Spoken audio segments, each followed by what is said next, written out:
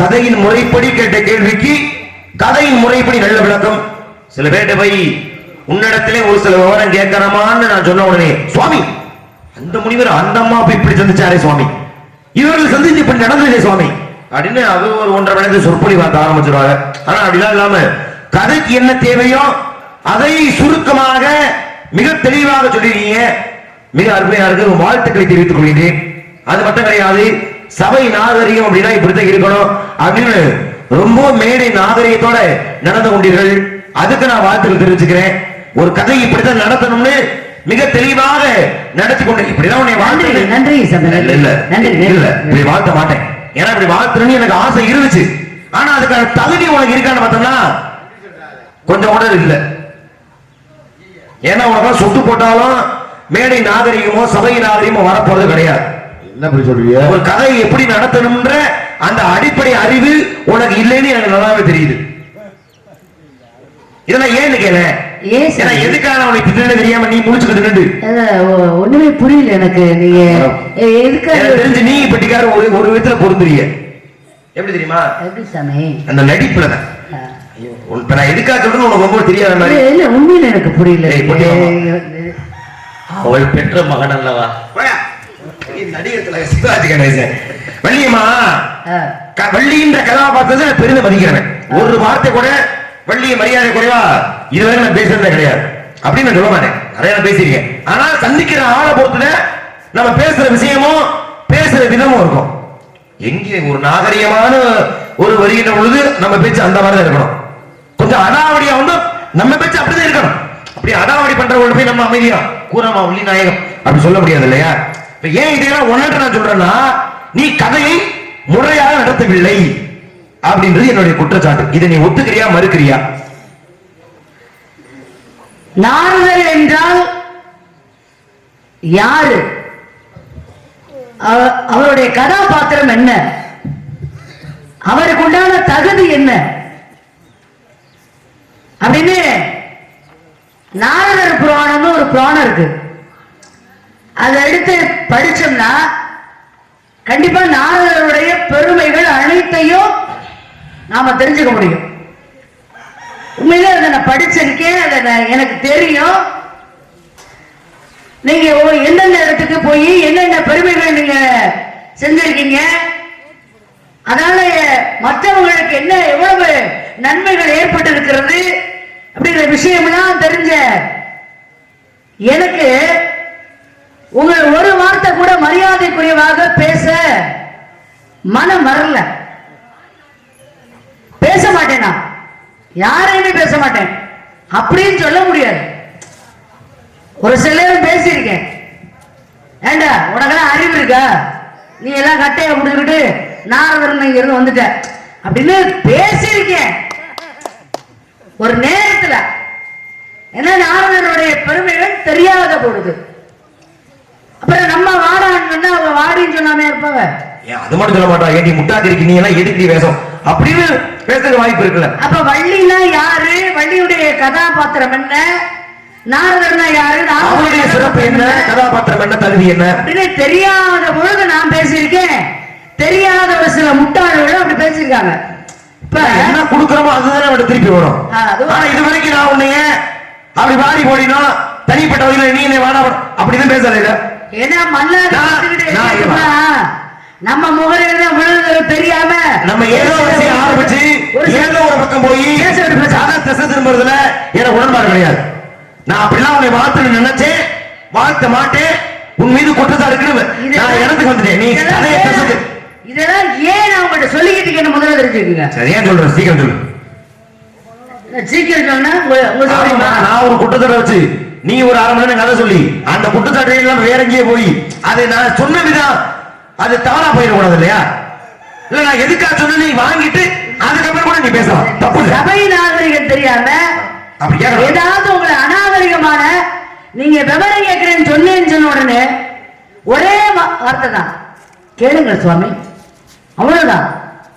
பாடல் பாடுங்க, பதில் பாட்டு பாடுனேன். இதுல என்ன சபை நாகரிகம் தெரியாம நான் நடந்துகிட்டேன். இல்ல இப்ப நீ பேசுறது நியாயமான வச்சு இருங்க இருமா, நீ என்ன பேசிட்டே இருக்கியாமா? நீங்க நான் பதில் பேசிட்டே விடுவேன். இப்ப என்ன வார்த்தை சொன்னேன்? அதிகப்படி எதுவுமே சொல்லி இப்படி வார்த்தை நினைச்சேன், வாழ்த்த மாட்டேன், சுருக்கமா முடிச்சிட்டேன். கதையை ஒழுங்கா முறையா உனக்கு நடத்த தெரியும் நினைக்கிறேன். ஏன்னு கேளு. உனக்கு அந்த அறிவு கூட இல்ல. அதை விட அடிப்படை அறிவு இல்லைன்னு சொன்னீங்க பாத்தீங்களா? சொல்லி முடிச்சிரு. அந்த இடம் தான் எனக்கு உங்க மேல வர்ற கோபத்தை வன்மத்தை கக்கீரு. அடிப்படை அறிவு கூட அதுக்கு பதில் சொல்ல உன் மனசு அது ஊத்திக்கிட்டே இருக்கு. சொல்லு. அடிப்படை அறிவு கூட வந்து என்ன அறிவுல என்னைய பார்த்து நீங்க சொல்லுங்க. கேட்டுல நீ வந்து எத்தனை வருஷம் அந்த கலைத்துறைக்கு? ஒரு ஏழை கூட சொல்லி ஒண்ணு தப்பு. அதெல்லாம் கணக்கு பண்ணல. சரி சொன்னா வயசை கண்டுபிடிச்சிருவாங்களா? சரி தப்பு இல்ல. ஒரு விதமா வெள்ளி விழா வச்சுக்கலாம்னு பாக்குறேன். மொத்தத்துல என்னைய விட அனுபவத்தை புரியாத. நான் நாடகத்துல 10 வயசு, நான் வந்து 18 வருஷம் ஆயிடுச்சு. கலைத்துறை என்னை விட அனுபவம் எனக்கு ஜாஸ்தியா. நான் அதுல நான் மறுக்க முடியாது. பாக்குற மக்களுக்கு தெரியும். ஏன்னா நீ சிறு வயதிலேயே வள்ளி வேஷம் போட்ட ஆளுல அதுல எனக்கு மாற்று கருத்து இல்ல. ஆனால் ஒரு கதைய இப்படிதான் நடந்து கொண்டு போகணும் அடிப்படை அறிவில்லைன்னு சொன்னேன். ஏன் ஏன் உனக்கு வள்ளிய நாரதரை இப்பதான் செஞ்சு பார்த்து ஒரு கதை இருக்குல்ல, எப்படி நாரதர் வந்திருக்காருன்னு வள்ளிக்கு தெரியும். நாரதர் இங்க வந்திருக்காருன்னு வள்ளிக்கு எப்பமா தெரியும்? வள்ளிக்கு தெரியாது. வள்ளிக்கு நாரதர் வருவாருன்னு தெரியாது. எப்ப தெரியும் கேட்டேன். எப்ப எப்ப யார் சொன்னா தெரியும்? அண்ணன் வந்து சொன்ன பிறகுதான் தெரியும். தங்கச்சி இது மாதிரி நம்ம இடத்துக்கு நாரதர் வந்திருக்காருமா அப்படி சொன்னாதான் வள்ளிக்கு நாரதர் வந்திருக்க தெரியும். மாற்று கருத்து இல்ல. எந்த மாற்று கருத்து இல்ல. அதுக்கப்புறம் நீ வருவேன், என்னை வணங்குவேன், உன்னை வாழ்த்துவேன், உன்னை பத்திர போகிற கேட்பேன், கதை படிப்படியா போகும். இதுல மாற்று கருத்து இல்ல. இல்ல இல்ல இல்ல இல்ல. இந்த வாய் கொஞ்ச நேரத்துக்கு முன்னாடி சரி ஏதோ ஒரு விஷயம் கதை சொல்ற, ஏதோ மக்களுக்கு நல்ல கருத்தை புகுத்துவ அப்படின்னு நானே சொல்ற கதையெல்லாம் ஒண்ணு கேட்டுக்கிட்டா போன மக்கள் ஏதோ சொன்னீங்க. அதுக்கு ஒண்ணு விஷயம் நீ சொல்ல வர்றியா? நீ சொல்லி இதுக்கு இதுதான் விளக்கம். உன் வேலையில பார்த்து போயிட்டே இருமா. வருவார், நாரதர் வருவாரு, வந்து இவர் தான் வந்து சொல்லுவாரு. உன்னை ஊர்ல கேட்டாங்களா? சரி அதையும் விட்டு, சரி உண்மைதான் போச்சு, சரி பிரச்சனை இல்ல, ஏதோ நடைமுறைப்படி நம்ம பேசுறாப்புல நம்ம விஷயம் பேசுவோம்னு வந்தா அதுக்கப்புறமா இன்னும் அந்த வன்மம் குறையல. அதுக்கப்புறம் என்ன அவையார் ஏதோ சொன்னீங்க, எனக்கு அப்பதான் தூக்கம் கலந்து உட்காந்து அப்பதான் அறிஞர் பேசினேன். சரி அடுத்து என்ன சொன்னீங்க? என்ன அது ஆலயம் தொழுவது சாலமும் நன்கு. உனக்கு ஒரு விஷயம் தெரியுதா? இதனாலதாங்க அவை சொன்னாங்க ஆலயம் தொழுவது சாலம். உன் வேலையை பார்த்து நீ போயிட்டே இரு. என்னை சந்திக்கிறியா? என்னை சந்திச்சதுக்கப்புறம் நீ 1000 விஷயம் கேளு, அதுல மாற்றுக்கிறதே கிடையாது. வந்த ரெண்டுக்கு வர்ற நாரதர் எப்படி நீ சொல்லுவ? நீ தனியா பாடும் போது பேசும் போதே உனக்கு நாரதர் வருவார் உனக்கு தெரியுமா? அப்படிதான் கதைகள் இருக்கா? இருக்கா?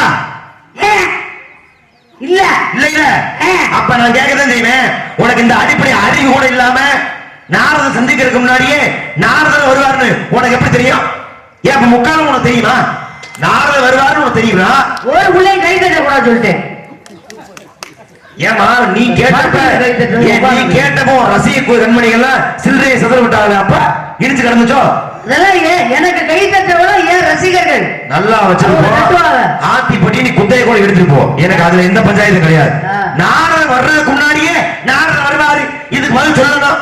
சட்டம் உனக்கு இப்படி தெரியும் உனக்கு? இது மேல கதையை உங்களோட முறையை நடத்துறதா? இப்ப எங்க நியாயமா இல்லையா? பேசி முடிச்சிட்டீங்களா? சரி பேசு. நீங்க அப்படி கை தட்டி சண்டை கலைப்படுங்க. ஆமா நடக்கட்டும். நான் நியாயமான கோரிக்கை வச்சிருக்கேன். உன்னால முடிஞ்சா இந்த கோரிக்கையோ இல்ல இந்த குற்றச்சாட்டையோ நீ நிவர்த்தி பண்ணி நீ பேசுங்க. நீ அப்படி என்னதான் பதில் சொல்றேன்னு பாப்போம். எப்படி உனக்கு தெரியும்? ஏன் அப்படின்னா நீங்க நடக்க போற தெரியுமா? நீ யார கல்யாணம் பண்ணிக்க போற சொல்லு.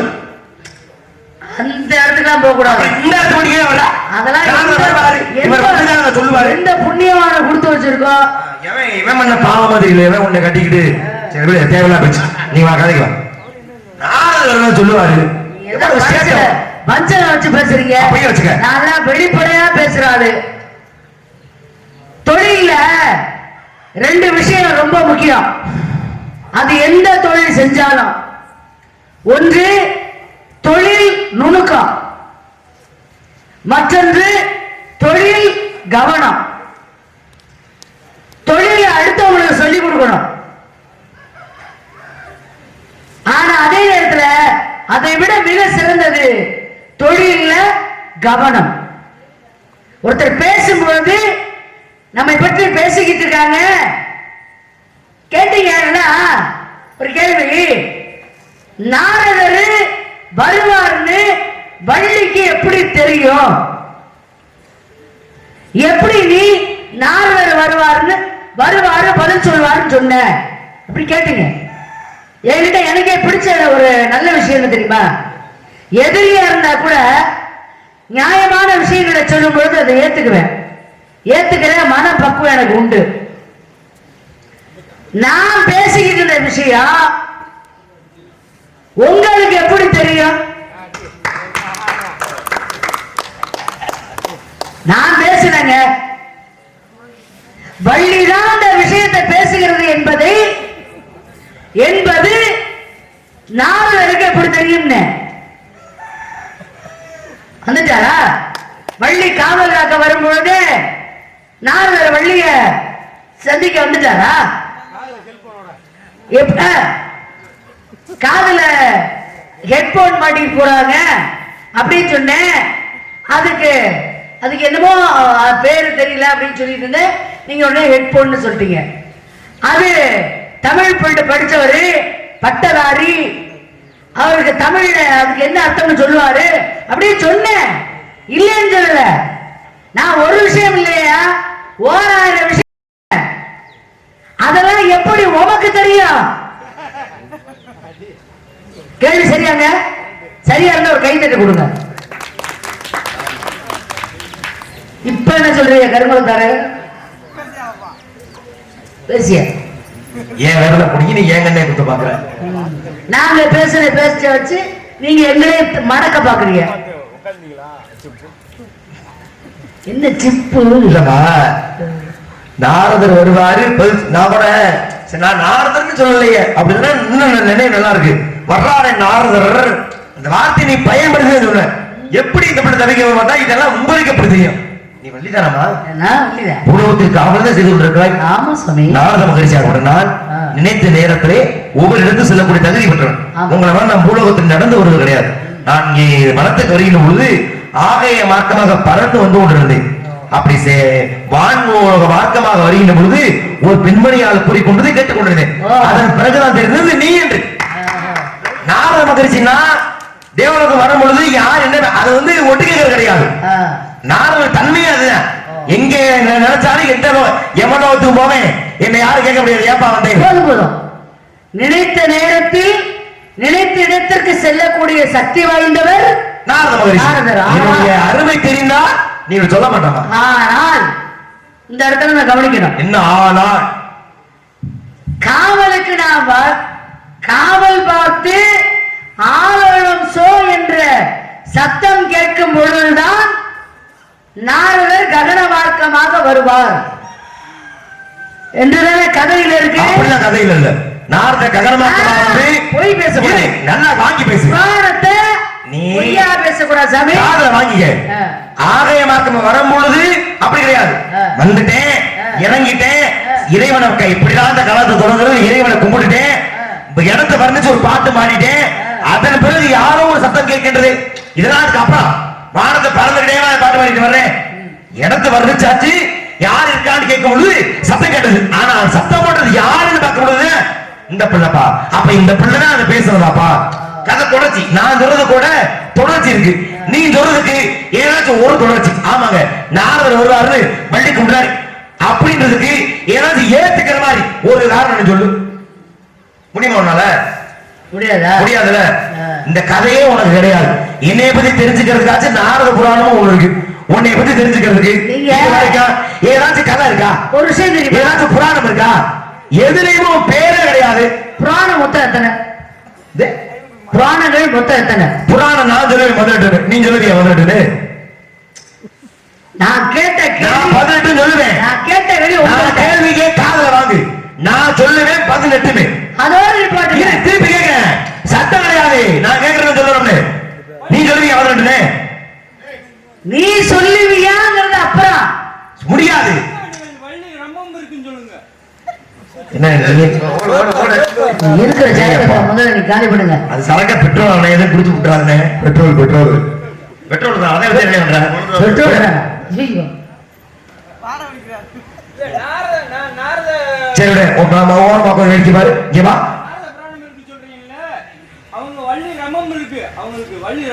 ரம்பமா?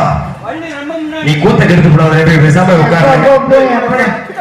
ஏப்பா நீ இருக்கிற சாப்பிடுங்க போப்பா. போதும், பெட்ரோல் குடி போ. 18 புராணம் உன்னால சொல்ல முடியுமா? 18 புராணம் உன்னால சொல்ல முடியுமா? இருக்குது என்னன்னா என்னன்னு இல்ல, 18 புராணம். ஆமா சாமி, 18 புராணம் இருக்கு. உன்னால சொல்ல முடியுமா? 18 புராணம் அப்படி இருக்குன்னு சொல்ல முடியாது. ஏன் முடியாது? நீங்க முக்கால உணர்ந்த நான் சொல்ல முக்கால உணர்ந்த நாரதற்கு இனிமே 18ஆம் புராணம் உருவாக போகுதுன்னு தெரிஞ்சு நான் சொல்லலாம். உனக்கு முக்காலம் தெரியாதுடா? தெரியாது. அப்புறம் எப்படி நாரதம் சொன்ன? புராணங்கள் 18 இல்ல, அது கூட எனக்கு பஞ்சாயத்து இல்லைங்க. இவர் பேரு இவர் படிச்ச பட்டதாரி. ஒண்ணு பதில் சொல்லட்டும், இல்ல பட்டத்தை நம்ம புடுங்குறோம். எவ்வளவு திமிரு இருந்தா அந்த வார்த்தை நீ மேல சொல்லுவ? அதுக்காக வாங்குற பட்டத்தை நீ பிடிங்கிட்டு வரியா? அதுக்காக உனக்கு ஊட்டாங்க. அதுக்காக நீங்க வார்த்தைக்கு உனக்கு ஊட்டாங்க. ஏன் சூப்பர் ஸ்டார் என் அப்பா இடிச்சிட்டு வாங்கடா. என் அப்பா விட உனக்கு இடிக்குது. எங்களுக்கு பட்டத்தை புடிக்கிட்டு விட்டுருவோம். சரி, எல்லாம் கேட்டுக்கிட்டே இருந்தீங்களோ? சரி விடுங்க. அவ்வளவு கடுப்புல உட்கார்ந்துருந்தேன். சாமி ஒரே வார்த்தை, முழுக்க நனைஞ்ச பிறகு முக்காடு போட்டு பிரயோஜனம் இருக்கா?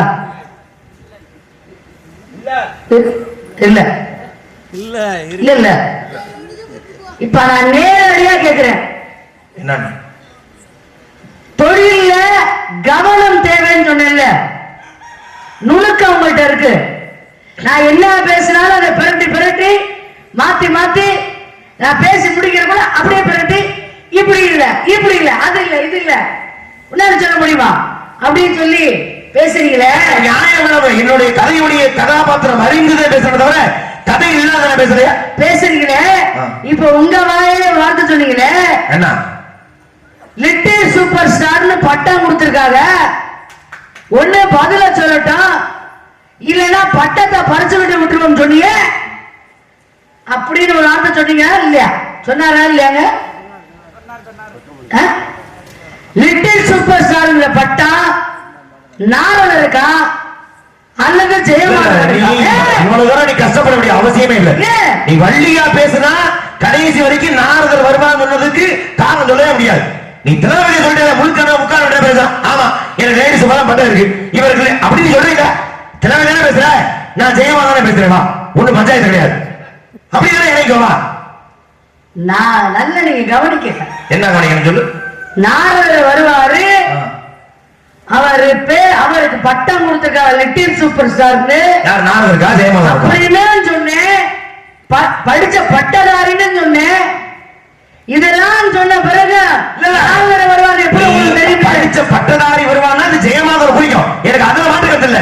நாரதர் வருவாருன்னு சொல்ல முடியாத வெட்டி பச்சி வேலை இல்ல. அதைத்தான் சொல்றேன். நீ திலகவதியாத்த பேசுவீங்கன்னா வா பேசுவோம், இல்ல நான் வள்ளியாத்த பேசுவோம்னா நாரதர் சொல்லக்கூடாது. நாரதர் வேகத்தில் இருக்கிற ஜெயமாலன் தான் வள்ளி வேகத்தில் இருக்கிற திலகவதி. தொழில்நுட்பத்தை என்ற காட்டாத. ஒண்ணு திலகவதியா பேசுறேன்னு வா, இல்ல வள்ளியா பேசுறேன்னு வா. எனக்கு எப்படி வந்தாலும் நான் தயாரா தான் இருக்கேன். திலகவதி ஜெயமாலவன் அது காலையில பிரச்சனையை வச்சுக்குவோம். சரியா? நீ அப்படித்தான் ஆரம்பிச்ச.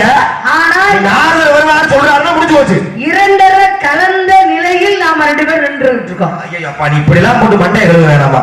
நீ நடமாறதான் பேசுவீங்கன்னா தாராளமா பேசிக்க. அப்படி பின்னாடி சொன்னா ஆலயம் சொல்லுவது சாதம் நன்று. போய் உட்கார்ந்து சரியா? சும்மா நான் 50,000 நாடகத்தை நீ 50 ரூபாய் பெட்ரோல் குடிச்சு விட்டு நாடகத்தை எடுத்து கூடாது. பேசாம உட்காந்து. ஆலயம் சொல்லுவது சாதம் நன்று. எடுத்து வந்துருவோம். நீ கேட்ட கேள்வி உண்மையிலேயே நியாயமான கேள்விதான். ஏன் ஆலய சொல்லுவது அன்னை யாரோ சொன்னாங்க மிக நன்று. சகோதரர் சரியா? மிக மிக நன்று முடிச்சிருக்கலாம். அப்ப மிக மிகனா அதுக்கு அது வந்து அதிகப்படியான நன்றி குறிக்கும். அப்ப ஆலயம் சொல்வது மிக மிக நன்று அப்படின்னு முடிச்சா கூட சரிதானே? ஏன் சம்பந்தம் இல்லாம சாலமுன்ற வார்த்தையை பயன்படுத்தணும்? எப்பொழுதுமே அறிவாளிகள் அந்த காலத்துல சங்க புலவர்களா ஒரு விஷயத்தை நேரடியா சொல்லவே மாட்டாங்களாம், சுத்தி வந்து சொல்லுவாங்களாம்.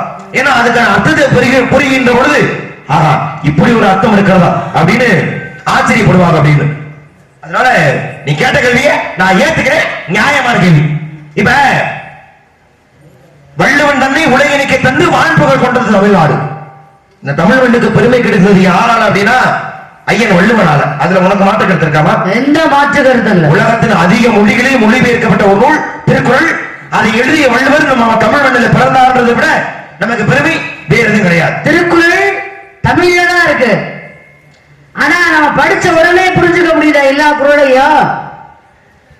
அதுக்கு பொருள் படிச்சாதானே நமக்கு தெரியுது அதுக்கு அர்த்தம். தெரிவுரை எழுதியிருக்காங்க இல்லையா? அப்ப அதுவும் தனிப்பட்ட பெருமை வாய்ந்தது. பெருமை தானே. அப்ப நீங்க வள்ளுவரை அதிகமா படிச்சிருக்கீங்களா?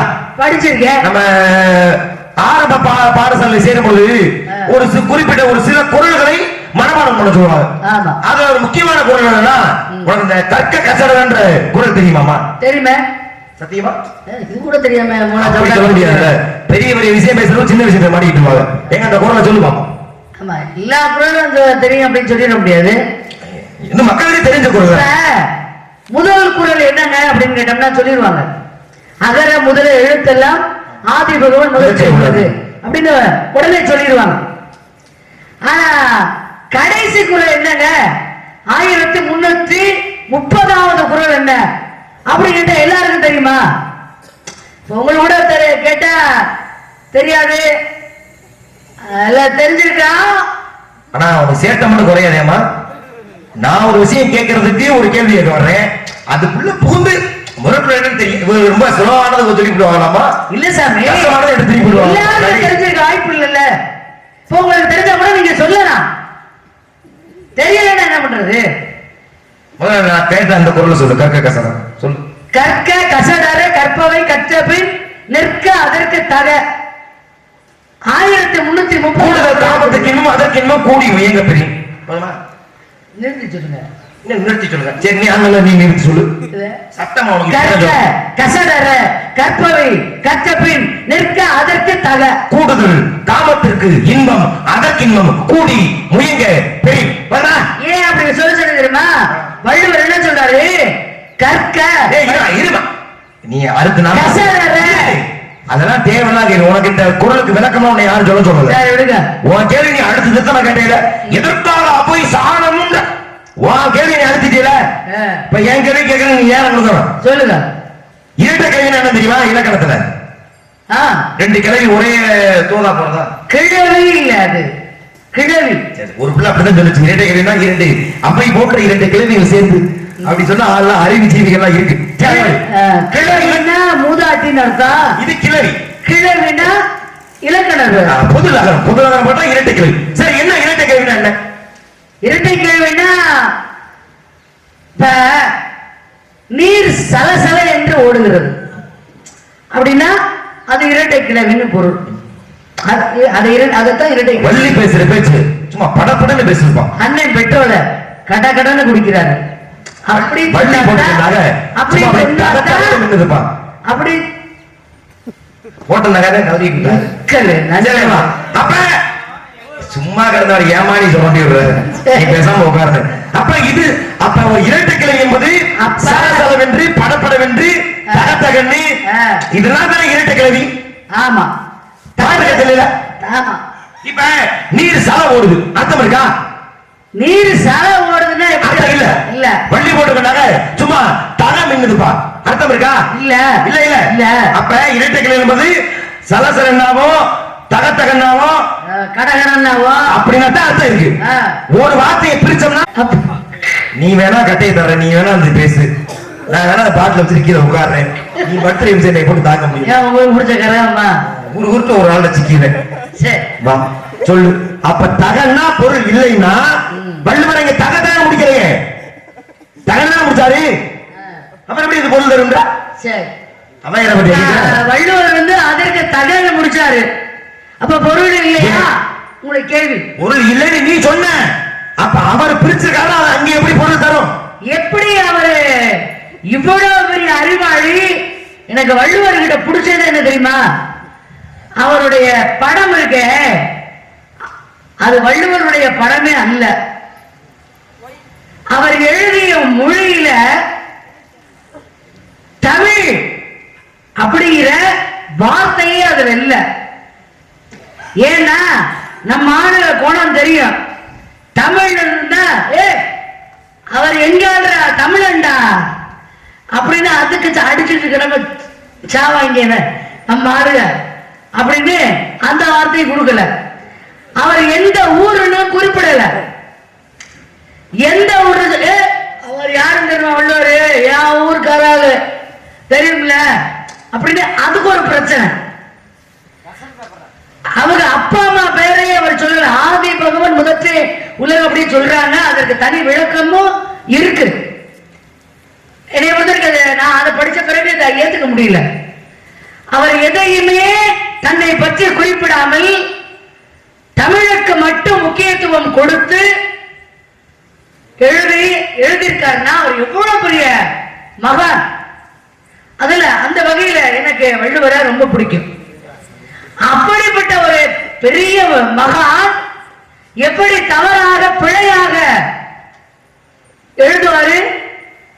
அதற்கு தகவல் முடிச்சிருக்காருன்னா அதற்கு கண்டிப்பா சரியான ஒரு விளக்கம் இருக்கும், இல்லாம இருக்காது, இருக்கும். என்ன அப்படின்றத நான் சொல்றேன். ஆனால் அபை பிராட்டி அதற்கு முன்னாடி உள்ளவங்க கம்பரோட ஒட்டக்கூத்தரோட ஒவ்வொருத்தரோடையும் போட்டி போட்டு வெற்றி பெற்று ஜெயிச்சவங்க. அவையாருடைய புகழ சொல்லணும்னா ஒரு நாள் போதாது. தானாக கட்டியிருந்த சங்கிலி அதுவா அருந்து பொற்சங்கிலி கவி தமிழ்ல கவி பாடுற உடனே அதுவா அருந்து கீழே விழுந்தது. அப்படியே நிறைய புகழ்கள் இருக்கு. அப்படிப்பட்ட தமிழுக்கு முக்கியத்துவம் கொடுத்த அவ்வை பிராட்டி சொல்றாங்க ஆலயம் தொழுவது சாலவும் நன்று அப்படின்னு. அதுக்கு பதில் சொல்ல பக்கு இல்ல, பக தெரியல. எங்க நாங்க ஊத்தன தோசை எங்களுக்கே பிரட்டி போட்டு தக தக அப்படின்னு தானே பொருள் கிடைக்கும். தகவல் எப்படி வள்ளுவர் கொண்டா முடிச்சாரு? ஒரு அறிவாளிக்கு அழகு என்ன தெரியுமா? பதில சொல்லிட்டு அடுத்த கேள்வி கேட்பது. அடிப்படை கதையை நடத்த ஒழுங்கா நடத்த தெரியல. நீ எல்லாம் நாரதர் இல்ல லிட்டில் சூப்பர் ஸ்டார். இருமா இவ்வளவு நேரம் நான் தான் முதல்ல கேட்டேன். நீ பதில் சொல்லேன்னு சொல்றது நீ இவ்வளவு தடவை ஆத்தாத்துல ஆத்திட்டு இருந்தியா? இது ஒரு வார்த்தை சாமி நீங்க சொல்லுங்க, அதுக்கப்புறம் நான் சொல்லிக்கலாம், முடிஞ்சு போச்சு. நீ திருவள்ளுவர் பத்தி இந்த 1.5 மாதம் ஆனதை பார்த்தா நீ ஏதோ வித்தியாசம் விளக்கம் சொல்ல போற நானும் காத்திருந்து அட ஏத்தா நீ வேற இப்ப என்ன உனக்கு என்ன நான் முதல்ல போய் சொன்ன அவ்வளவுதானே. முதல்ல நான் தானே கேள்வி கேட்டேன். இதை சொல்றது உனக்கு ஏமா இவ்வளவு நேரம்? ஏற்கனவே 4 மணி தடை போயிட்டு இருக்கு. இல்ல வள்ளுவர் அப்படி இல்லைன்னா வள்ளுவர் இதை சாராதவர் அதை சாராதவர் அப்படி சொன்ன நீ பதில் சொல்லி முடிச்சிருந்தேன் பஞ்சாயத்தே இல்லையே. அப்படி முடிக்க கூடாது. சரி நானே சொல்றேன். அவ்வை பிராட்டி ஆலயம் தொழுவது சாலமும் நன்று முடிச்சாங்க. ஏன் சாலமும்ன்ற வார்த்தை? நம்ம வீடுகள் எல்லாம் ஜன்னல் ஒண்ணு வைப்போம். ஆனா நம்ம ஜன்னல்ன்றது சில பேர் சொல்லுவாங்க. ஆனா அது ஜன்னலே கிடையாது. அதுக்கு பேரு சாளரம்னு சொல்லுவோம். என்ன பேரு? சாளரம். அது ஜன்னலுடைய உண்மையான பேர். அப்ப எல்லா ஒரு குறிப்பிட்ட வார்த்தையும் தனித்தனி பெயர் உண்டு. ஹெட்போன் ஹெட்போன் சொல்றாங்க. ஆனா ஹெட்போனுக்கு தமிழ் பெயர் என்ன? செவி இசைப்பொறி. அது ஒரு பக்கம் அப்படியே செவி இசைப்பொறி. அது ஒரு பக்கம். அது முக்கியம் இல்ல. நீ கேட்ட அந்த தமிழ் இலக்கணத்துக்கு வருவோம். இப்ப சாலமும் நன்று நீங்க நம்ம சொன்னாங்க அப்படின்னா அவ்வை பிராட்டி இப்ப இந்த பிறவியை நம்ம பாவம் பண்றோம், அது ஒண்ணு இருக்கு. அடுத்த பிறவியிலையும் பாவம் பண்றோம். இது இந்து மத சாஸ்திரப்படி அடுத்த பிறவியில நான் செய்யக்கூடிய பாவம் பாதிக்கும்ன்றது எந்த மாற்று கருத்து கிடையாது இந்து மத சாஸ்திரத்தின்படி. அப்படி நம்ம இந்த பிறப்பை செய்யக்கூடிய பாவங்களை என்ன தெரியுமா சொல்றோம்? என்னன்னு சொல்லுவோம்? இன்மைன்னு சொல்லுவோம். இன்மைனா இந்த பிறவியில நாம செய்யக்கூடிய பாவ புண்ணியத்தை இன்மைங்கிறோம். மறுமைனா அடுத்த பிறவியில. நீ இந்த ஜென்மத்தை போன ஜென்மத்துல பண்ண புண்ணியம் என்ன உன்னை இந்த ஜென்மத்துல காப்பாத்து சொல்றோம் இல்லையா? போன ஜென்மத்துல நான் என்ன புண்ணியம் பண்ணனோ தெரியல, இவ்வளவு பெரிய ஆபத்துல இருந்து இப்படி சொல்லுவாங்க. போன ஜென்மத்துல நான் என்ன பாவம் பண்ணன்னு தெரியல, இன்னைக்கு மாட்டிட்டு முடிக்கிறேன் என்ன தெரியல அப்படின்னு சொல்லுவாங்க இல்லையா? அப்ப இன்மை என்பது இந்த ஜென்மத்துல இப்படி செய்யற பாவம் தான் அடுத்த ஜென்மத்துல என்ன அடுத்த ஜென்மம் சொல்லுவாங்க. அடுத்த 7 ஜென்மத்துக்கு பாவம் சுத்தி அடிக்கும். கதைகள் சொல்லிட்டு இருக்கேன். அப்ப இது எல்லாமே இன்மை என்பது இந்த பிறவியில, மறுமை என்பது அடுத்த பிறவியில. அப்ப சொல்றா ஒரு ஆலயத்தில் சென்று இறைவனை மனதார நீ வேண்டினால் சாலமும் அந்த அம்மா நினைச்சிருந்தாங்கன்னா இன்மை மறுமையிலும் அது உனக்கு நன்மையை கொடுக்கும். நன்றுனா நன்மையை கொடுக்கும் அப்படின்னு அந்த அம்மா 2 வார்த்தையை பயன்படுத்திருக்கலாம். ஆனா பாருங்க, சாதமுண்டு அந்த ஒரு வார்த்தைக்கு என்ன அர்த்தம்னா, இந்த பிறவியில நீ செய்யக்கூடிய பாவமோ அடுத்த பிறவியில நீ செய்யக்கூடிய பாவமோ நீ ஆலயத்தில் சென்று இறைவனை விட்டால் உனக்கு அது நிவர்த்தியாகும், அது உனக்கு நன்மையை கொடுக்கும் என்பதை குறிப்பிடுவதற்காக அவ்வை பிராட்டி ஆலயம் சொல்லுவது சாலமும் நன்று என்ற வார்த்தையை பயன்படுத்தினார். ஏத்துக்கிறியா? ஒரு நல்ல கைட்டு தாராளமா கொடுக்கலாம். கல்லுக்குள் ஈரம். நன்றி. நீ அமைதியா நினைச்சாவே 1000 ரூபாய் அன்பை கொடுத்த மாதிரி. இல்ல அது எல்லாருக்கும் எல்லா விஷயமும் தெரியறது இல்ல. அதை படிக்கணும். சும்மா காசை சம்பளத்தை வாங்கணுமா, பேங்க்ல கொண்டு போட்டோமா. ஆமா, நான் பேங்க்ல போடுறேன் 1.5 லட்சம் ரூபாய்க்கு காரக்குடி புது பஸ் ஸ்டாண்ட்ல ஒரு சென்ட் 10 லட்சம், நீ 5 சென்ட் வாங்கி போடு. கேட்டாங்களா? ஊர்ல கேட்டாங்களா? ஊரு காசியா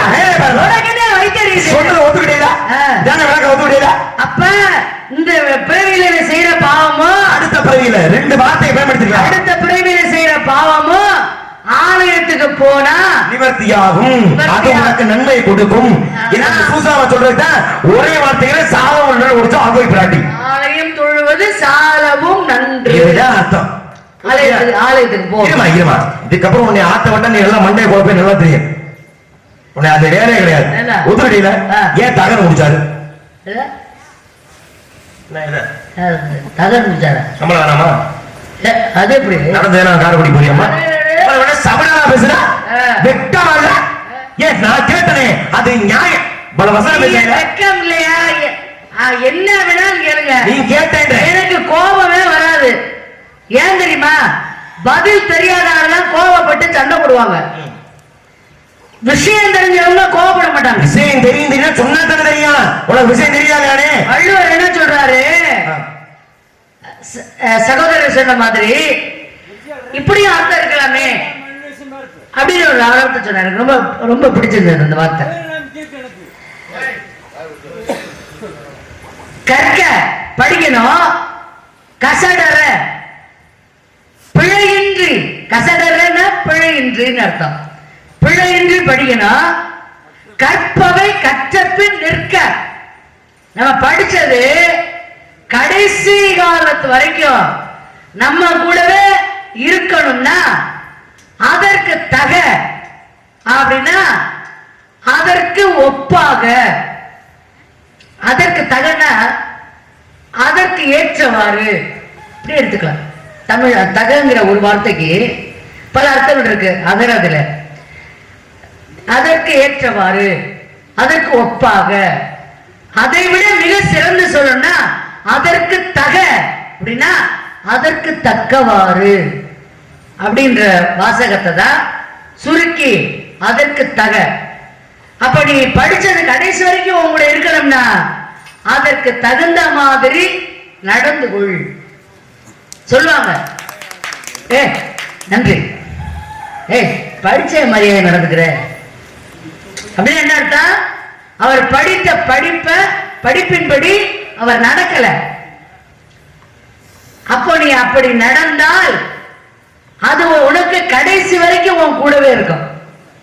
என்னதான் இருந்தாலும் நான் படிச்சவன் சொல்ற வார்த்தை நீ நியாயம் இல்ல. எப்ப சொல்லுவாங்க? அதற்கு தக்கவாறு நடந்துகிட்டார். அதைத்தான் அதற்கு தகங்கிறத, அதற்கு தக்கவாறுங்கிறத சுருக்கமாக அதற்கு தகன்னு முடிச்சிருக்காரு. இதை ஏத்துக்கிறேன். அதற்கு தகன்னா தக்கவாறுன்றது தகன வார்த்தை பயன்படுத்திருக்கான்னு நிறைய பேர் தெரிஞ்சிருக்கும். இதை ஏன் நான் உன்கிட்ட கேட்டேன்னா சர்ச்சையாகப்பட்டது. எப்படி தக்க அதற்கு தக்க அப்படின்னா அதுக்கு தகுந்தவாறு அர்த்தம் இருக்கு. வள்ளுவர் ஏன் தக்கவாறுன்னு பயன்படுத்திருக்கலாம்ல, ஏன் தகன முடிச்சாரு? அங்கே அது பொருள் கொடுக்குமா அப்படின்னு சர்ச்சை வந்தது. அப்பதான் அறிஞர்கள் எடுத்துக்காட்டு என்ன சொல்றாங்க, ஒரு நேரத்துல கம்பர் பாடின ஒரு கவி, அந்த கவியில இப்ப நீர் துமிழிகள், துமிழிகள் அப்படின்னா துளிகள் அர்த்தம் இருக்கு. ஆனா துமினா அர்த்தம் இருக்கா? துமினா அர்த்தம் இல்ல. இந்த சர்ச்சை வந்தது ஒட்டகத்திற்கு கம்பருக்கும் அந்த வேலை படிச்சு போய் நினைக்கிறேன். அப்ப இதை எடுத்துக்காட்ட வச்சு எப்படி துமிழிகள் சுருக்கி துமின்னு அர்த்தத்தை கொடுத்தாரோ அதுபோல தக்கவாறுன்றதுக்கு தகனாலும் ஒரே அர்த்தம் என்று எடுத்து காட்டப்பட்டது. மண்டகணம் திமிரு. ஏமா நீ சொன்னது எவ்வளவு மேற்கோள் காட்டி உன்னை தூக்கி மேல கொண்டு வைக்கிற? திமிரு மண்டகணமா? உங்களை சொல்லு. நீ என்னை சொல்லவே மாட்டேன், எப்படி சொல்லுவ? சரி, சரி. உனக்கு சுட்டு போட்டாலும் என்னை ஜாட பேச வருமா உனக்கு? இந்த மாதிரி புத்தியே நமக்கு வராது. என்னன்னா நினைச்சா உடனே கவி பாடக்கூடிய திறன் வாய்ந்தவர் கம்பர் மட்டும்தான். நினைச்ச உடனே கவி பாடுவார். ஆனா அவருக்கு கவி சக்கரவர்த்தின்ற பட்டமே கொடுத்தாங்க கம்பருக்கு. சோழ சக்கரவர்த்தி ஒட்டக்கூத்தரை கம்பரை கொண்டு ராமாயணத்தை எழுதுங்கப்பா. வடமொழியிலே சமஸ்கிருதம் பிரபலமா இருக்கு, அது தமிழாக்கம் ஆணையிறார், தமிழாக்கம் செய்யுங்க. ஒட்டக்கூத்தரை ஐயோ மன்னர் சொல்லிட்டாருன்னு விறுவிறுன்னு வேக வேகமா எழுத ஆரம்பிச்சிட்டாரு. ஆனா கவி சக்கரவர்த்தி யோசிக்கிறாரு. நினைச்சா திமிரு மண்டகனா படிச்ச திமிரு இருக்கும்ல. ஆரம்ப சொல்ற இல்ல கம்பர் தான் சொல்றேன். இப்ப இந்த வாய் சொல்லுச்சு, ஐயோ ஒரு வார்த்தை நான் உங்களை பேசுவேனா? ஒரு வார்த்தை பேச மாட்டேன், பல வார்த்தை நீ பேசுவேன். மண்டையில கணம் இருக்கிறதுனால தான் அறிவு. அதனால அவருக்கு யாரோ ஒருத்தர் எழுதுறத நம்ம தமிழாக்கம் செய்யணுமா அப்படின்னு யோசிச்சுட்டு இருக்காரு. எழுதல. ரெண்டு பேரையும் கூப்பிட்டேப்பா, எழுதிட்டீங்களாப்பா, தமிழாக்கம் செஞ்சுட்டீங்களா அப்படின்னு சொல்றாரு. உடனே ஒட்டக்கூத்தர் அரசே எழுதிட்டேன், பாதி எழுதிருக்கேன். அப்படியாப்பா, சரி. கம்பரை கூப்பிட்டு, என்ன கம்பரே எழுதியாச்சா? நானும் எழுதிட்டேன். கம்பர் எழுதுங்கிற விஷயம் ஒட்டக்கூத்தருக்கு தெரியும். எவ்வளவு தைரியமா எழுதாமலேயே வந்து நின்றுகிட்டு நானும் எழுதிட்டேன் அப்படின்னு இந்த கம்பருக்கு எவ்வளவு தைரியம் பத்தியா அப்படின்னு ஒட்டக்கூத்தர் நினைச்சு, அரசே அவர் எழுதிட்டேன்னு சொல்றாருல, அது ஒரு கவியை சொல்லுங்க. அதுக்கு முன்னால சொல்றாரு, நீ எது வரைக்கும் எழுதியிருக்க அப்படி ஒட்டக்கூத்தரை கேட்கிறாரு. ஒட்டக்கூத்தர் என்ன சொன்னாரு? சேது வந்தன படலம் கண்டேன். சேது வந்தன படலம் கண்டேன். கடலை மகேந்திர வலை மீது இருந்து கடலை கடந்து போக பார்த்துட்டு கடலை பார்க்கிற வரைக்கும் நான் எழுதியிருக்கேன் அறிவர் சொல்றாரு அப்படின்னு சொல்றாரு. அடுத்து கம்பரை கூப்பிட்டு, என்னப்பா நீ இது வரைக்கும் எழுதியிருக்க? நான் கரைகான் படலம் கண்டேன். இவர் என்னங்க, இவரு கடலை பார்த்த வரைக்கும், ஆனா நான் கடலை தாண்டி கரையை பார்த்த வரைக்கும் எழுதிட்டு போய் சொல்றாரு கம்பர். உடனே ஒட்டக்கூத்தருக்கு வந்ததே கோபம். என்னடா நம்ம கடலை பார்த்த வரைக்கும் எழுதிருக்கான்னு சொல்றான், நம்மள தாண்டி கரையை பார்த்துட்டேன்றானே. எங்க எழுதிட்டேனார்ல, அதுல ஒரு கவியை சொல்லுங்க அப்படின்னு சொல்லும் பொழுதுதான், குமுதிட்ட குலவரை கூத்தரின் திமிதமிட்டு திரையும் திரைக்கடல் துமிதமோர் புக வானவர் துள்ளினால் அமுதம் இன்னும் எழுமெழும் ஆசையார். கம்பர் படித்தார். உண்மையிலே பாராட்டமா. ஏன் தெரியுமா, நான் நீ தகன்னு சொன்னதுக்கு அர்த்தம் கொடுத்ததுக்கு நான் எடுத்துக்காட்டு சொன்னேன். அங்கே துமீன்ற வார்த்தைக்கு எப்படி அர்த்தம் கொடுக்கப்பட்டதோ அது மாதிரி இங்க தகன்ற வார்த்தைக்கு அர்த்தம் கொடுக்கப்பட்டதுமா, அதை நீ சொன்னேன்னு உன்னை பாராட்டேன். ஆனா உங்க அறிவுத்திறமை காட்டுறாங்களா, இந்த துமீன்ற வார்த்தை எங்கே பயன்படுத்தப்பட்டது அப்படின்னு அந்த ஒரு கதையா சொல்லிட்டு பாராட்டுங்க. அதை பொறுத்துல பாத்தியா சிறப்பு. அங்க அந்த கவியில தான் துணி வருது. இப்ப என்ன கவி சொன்ன? அப்ப நான் கதையை முடிக்கிறேன். சொல்லு. உடனே அடுத்து என்ன நடக்குது? ஒட்டக்கூத்தர் சொல்றாரு, துமின்னு தமிழ்ல அர்த்தம் இருக்கா? துமின்னா என்ன அர்த்தம் சொல்லுங்க கம்பர அப்படின்னு கேக்குறாரு. எல்லாருக்கும் தெரியணும்ல, துமின்னா என்ன அர்த்தம்? துமிதமூர் அப்படின்னு சொன்னார்ல, துமின்னா என்ன அர்த்தம் சொல்லுங்க அப்படின்னு ஒட்டக்கூத்தர் புரிஞ்சுக்கிட்டாரு. உடனே கம்பர் என்ன பண்றாரு, இன்னைக்கு சொல்ல முடியாது, நாளைக்கு நம்ம வீட்டு வழியா வாங்க, நம்ம வீட்டுக்கு வாங்க, நான் சொல்றேன். அந்த வழியாக வரும்பொழுது யாதவர் கூட்டம், யாதவருக்குள்ள மங்கைகள் இருக்கக்கூடிய வழியாக வர்றாங்க. எல்லாம்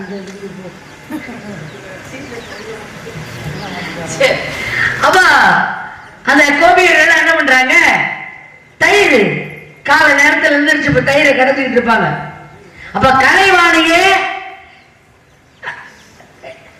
கம்பனுக்காக தயிர் கிடைக்கிற பெண்ணாக கோபியராக அமர்ந்து வேதங்களை குழந்தைகளாக அமர்த்தி தயிரை கடந்துகிட்டு இருக்கான். கடந்துகிட்டு இருக்கும் பொழுது இந்த தயிர் கடையும் பொழுது பார்த்துருக்கீங்களா, சின்ன சின்ன சின்ன குட்டி குட்டி துளியா பறக்கும். அந்த துளியா பறக்கும் பொழுது சோழ சக்கரவர்த்தி, கம்பர், ஒட்டக்கூத்தர் 3 பேரும் அந்த படியே பேசிக்கிட்டே வர்றாங்க. வரும் பொழுது கலைவாணி தானே அமர்ந்திருக்கா. அப்பதான் சொல்றா, குழந்தைகளா துமி பறக்கும் தள்ளி அமருங்கள் அப்படின்னா. நன்றி. துமி பறக்கும் தள்ளி அமருங்கள் உடனே அவதான் அடிச்சாரு கம்பர். கலைவாணியருடைய அனுகிரகம் இருந்தவங்க மட்டுமே எந்த இடத்துல வெற்றி பெறலாம். அது கம்பருக்கு ஒட்டக்கூத்தரை விட கம்பருக்கு அதிகமாக இருந்தது. அப்பதான் சொல்றாரு கம்பர், அரசே நல்லா கேட்டுக்குங்க, சாதாரண தயிர் கிடைக்கிற பெண்ணு, அந்த பெண்ணுக்கு தெரியுது நம்ம எல்லாம் அதை துளின்னு சொல்லுவோம். ஏப்பா தயிர் துளி பறக்குது தள்ளி உட்காருமா. தயிர் கிடைக்கிற பொம்பளை சொல்றா தூவி பறக்கும் தள்ளி உட்காருங்க. சாதாரண தயிர் கிடைக்கிற பெண்ணுக்கு தெரியுது துமி என்றால் துளி என்று பொருள்னு. பெரியவர் வெட்டப்பட்ட தலைய ஒட்ட பாருங்க, ஒட்ட கூத்தன்னு இவருக்கு பேரு. இவர் கேட்கிறார், துமியா என்ன அர்த்தம் சொல்லுங்க அப்படின்னு அப்படி மடக்குனார் பாருங்க. அந்த கவியை படிக்கும் பொழுதே அதுக்கு படிக்கும் பொழுது எனக்கு மெய் சிலுக்கிற மாதிரி இருந்தது.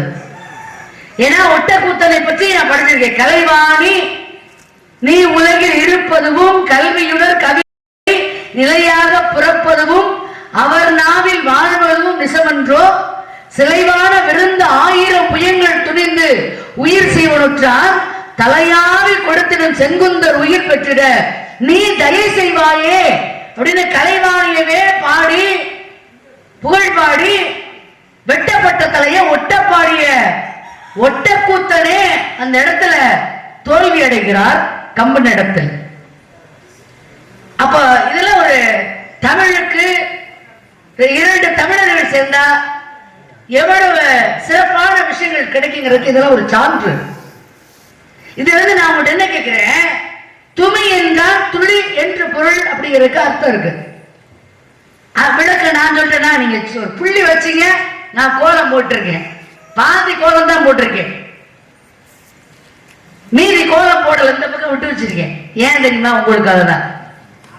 துளின்றதுக்கு துளின்னு அர்த்தம் விளக்கம் சொல்லிட்டேன்ல, நான் கவின்னு சொல்லிட்டேன்ல. ஒரு கவியை படிக்கிறது பெரிய விஷயம் இல்ல. அந்த கவி நிறைய பேர் ஒரு சில பேர் பாத்தீங்கன்னா, நான் குறை சொல்லல, அது உங்களுடைய மனப்பாட சக்தி ஞாபக சக்தி அவங்களுக்கு அதிகம். 500 கவியை பேசுவாங்க. ஏதாவது ஒரு கவி இடையில பூந்து விளக்கம் கேளுங்க, கண்டிப்பா தெரியாது. ஆனா நான் அப்படி கிடையாது. ஒரு கவி படிச்சாலும் அதற்குண்டான விளக்கத்தை பொருள் படிச்ச பிறகுதான் அடுத்த கவி படிக்கணும்னே நான் அடுத்த இடத்துக்கு போவேன். இது என்னுடைய குணாதிசயம்.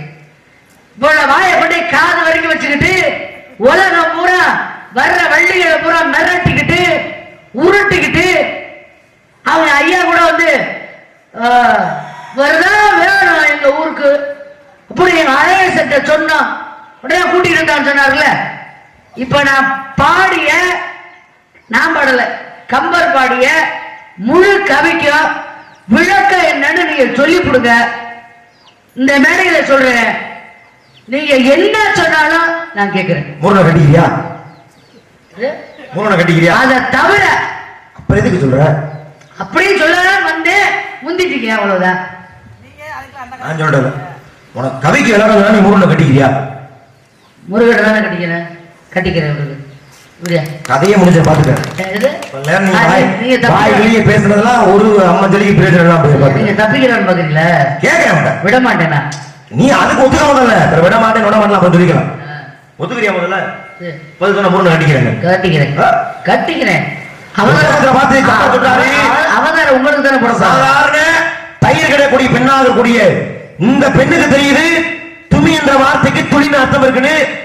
ஆனால் விளவரிய கவி பேசக்கூடிய ஒட்டகொத்தன் இவருக்கு தெரியும். உடனேதான் கோபம் கொண்ட ஒட்டகொத்தன் தான் எழுதிய ராமாயணத்தை கிழிச்சு போட்டு போயிட்டார். படிச்சவன் பாட்டை கொடுத்தேன். ஒரு கவி படித்த கம்மன் கம்பராமா என்ற பாடலை கொடுத்தான் அந்த உலகத்திற்கு. ஆனா உண்மையில் எழுதிய அந்த ஒட்டகொத்தன் தான் எழுதிய ராமாயணத்தை கிழிச்சு போட்டு போயிட்டார். இந்த பழமொழிக்கு இது ஒரு அர்த்தம். அதன் பிறகு மனம் திருந்திய கம்பர் தான் செய்த தவறுக்கு பிராயச்சித்தமாக ராமாயணத்தின் 7 காண்டங்கள்.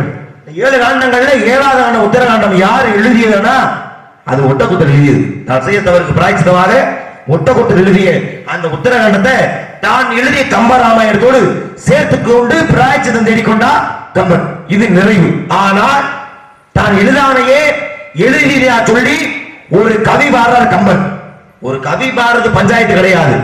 எந்த சமயத்துல பாடுறான்? ஒட்டக்கூத்தர் என்ன கேட்கிறாரு?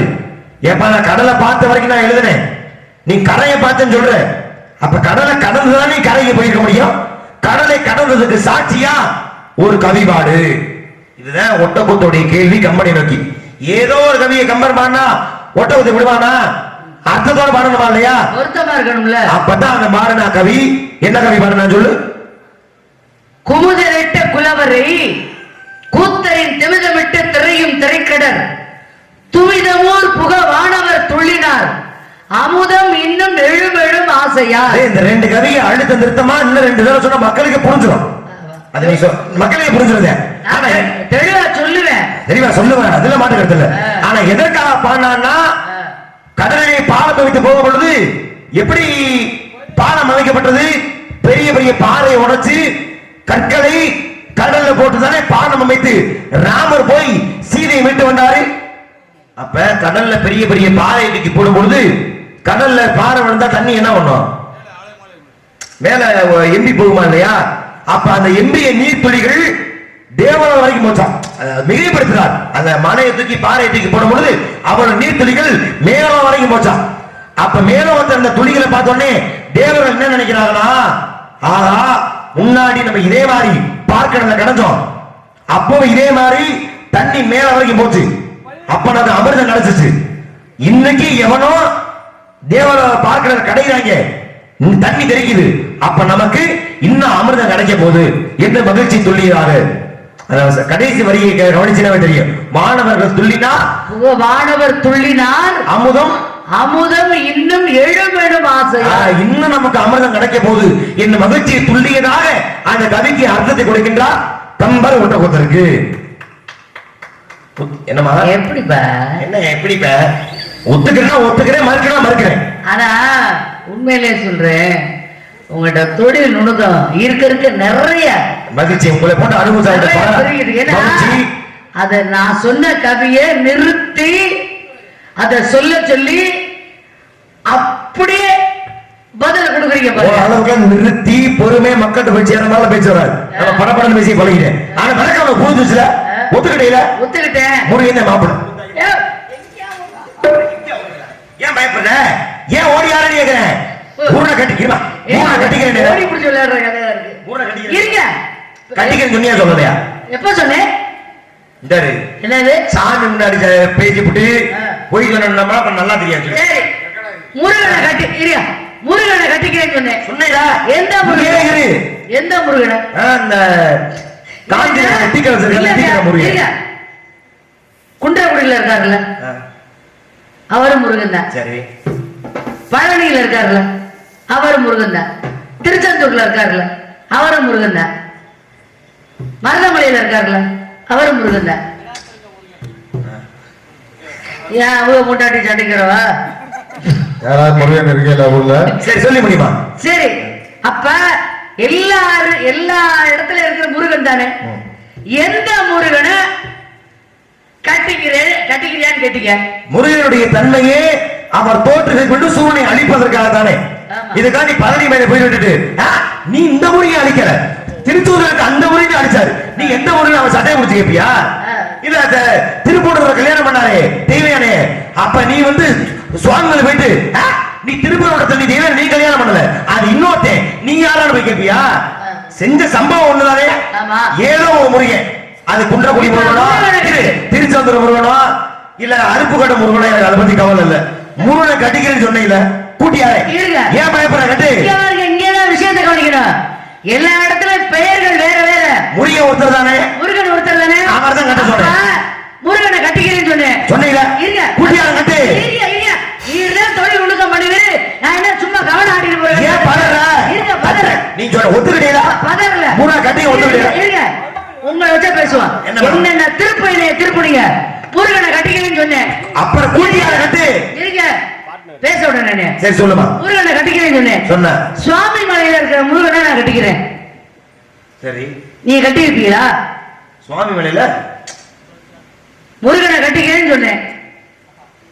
சுவாமி மலையில இருக்கிற முருகனை நான் கட்டிக்கிறேன். நீ கட்டி வைப்பீங்களா?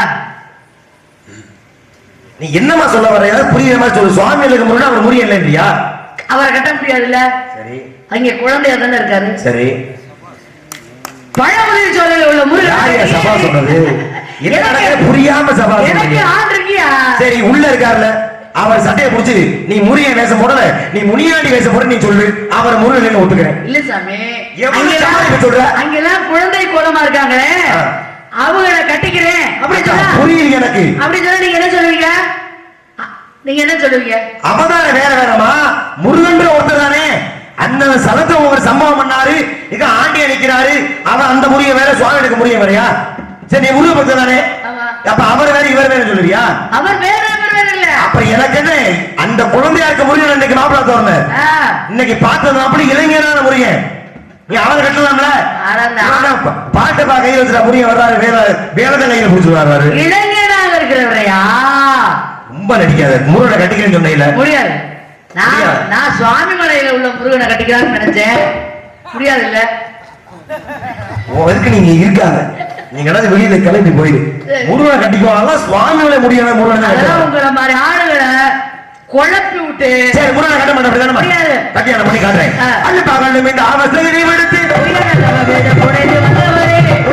சொல்லி போகுது என்ன செய்தாரே வரவில்லை கூட்டி கொடுப்பதங்கள் கோதியத்திலும் இல்லை. அறிவை சிறுமியை இந்த மாலை சூரிய அஸ்தமனத்துக்குள்ளார் உனக்கும் என் மாப்பிள்ளை முருகப்பெருமானுக்கும் திருமணம் செய்யாவிட்டால் என்னுடைய ஆதரவு அல்ல, இது பிரம்ம முடிச்சம் அல்ல. சத்தியம் சத்தியம் சத்தியம். பைத்தியம் பைத்தியம் பைத்தியம் உன்னைய மாதிரி பைத்தியம், அதாவது முருகன் மீது பைத்தியம் கொண்டு இருக்க பத்தியா, அந்த பைத்தியத்துக்காக வைத்தியம் பாக்குற பைத்தியம் என் மாப்பிள்ள வைத்தியம் தானே. அப்ப பைத்தியத்தை வைத்தியத்துக்கு பைத்தியம் முடிச்சா எந்த பைத்தியக்கார மருத்துவமனையில பைத்தியத்தை வைத்தியம் பாக்குற அந்த வைத்தியம் பார்த்து அந்த பைத்தியத்தை தெரிவிக்க முடியும். அப்பா ஏற்கனவே ஒரு பைத்தியத்தை தெரியுது. முருகனுக்கு உன்னை திருமணம் செய்யாமல் உன்னை இன்று மட்டுமல்ல எந்த உன்னை விடவே மாட்டேன். திருமணம்